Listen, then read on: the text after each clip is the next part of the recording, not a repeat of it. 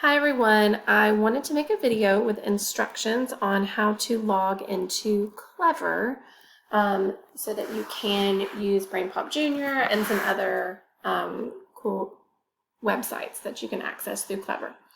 So you're going to go to clever.com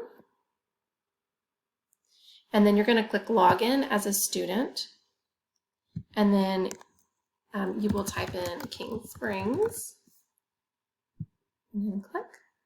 And then you're going to log in with Active Directory.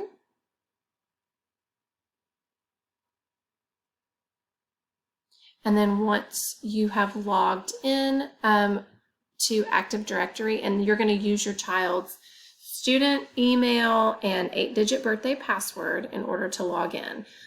It's mine just skipped right to it, but you will use your child's student email and 8-digit birthday password, the same one you use to log into CTLS, and you will see some links to some cool websites, BrainPop Junior, we use that a lot. So just in case you ever need to log into Clever, there are some instructions on how to do that.